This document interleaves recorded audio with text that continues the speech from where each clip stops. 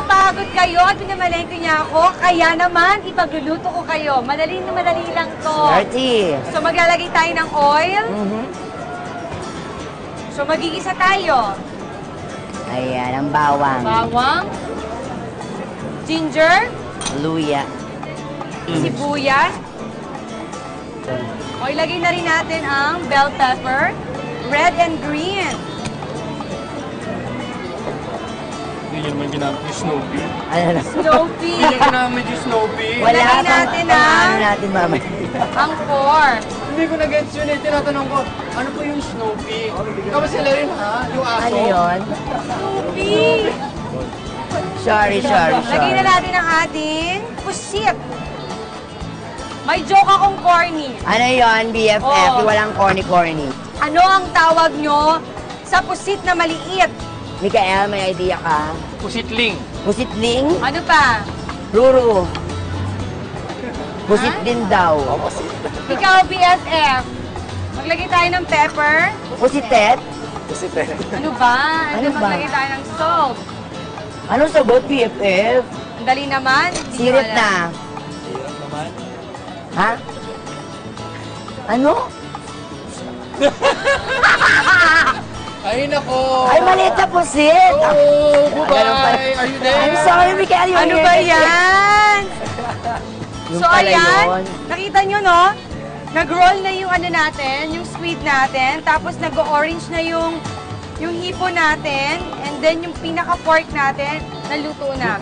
So, ibig sabihin, yung sign na yan, pwede na nating ihulog yung mga vegetables natin. Taray, ganun pala Like yun. yes, carrots, and your Snoopy, and cauliflower, Cauliflower, and the cabbage, cabbage, and then the sayote. sayote. Yes. Bilis naman. Siyempre, para mas madaling maluto din yan, yung ating chicken stock. Mahilig ba kayo sa gulay, Ruru? Yes, ayan.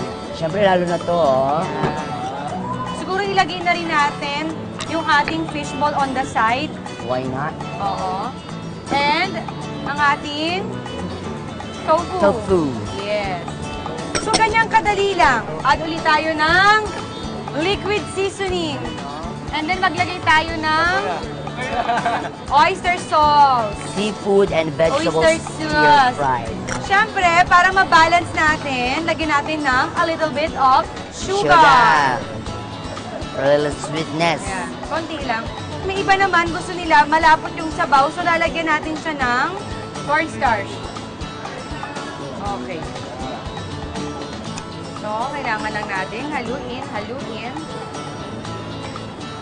Medyo ma-pepper ako kumain, so lagyan pa natin ng pepper and Paminta. salt. Nakita nyo, yung nilagay natin ng cornstarch, lumapot na. Yes. Oh, ganyan yun ang nadagawa nun. Galing. So I think, ready na ang ating seafood and vegetable stir-fry. So pwede na natin tong tikman. Ruru, pakiabot yung lalagyan. For plating, Yes. Ruru, ito yung ano, ano yung paborito mong gulay? Ampalaya. Ampalaya. Bakit sa dami ng vegetable? Hindi ba gulay yung gabi? Hindi, tinatanong ko lang ha. Hindi, tinatanong ko lang. Oo, pero masarap yun sa sinigang. Sa sinigang. gago. Maasim. Ayan, ready na. So, tikman nyo na ang niluto ko at ang Eto. pinamalengke ninyo. Ito. Kuha pa tayo. Ayan na, dyan na kayo. Sarap. Wala pa nga! Kainin mo yan, Papa Mikael. Ganyan talaga yung masarap siya pag mainit. Saktong-sakto.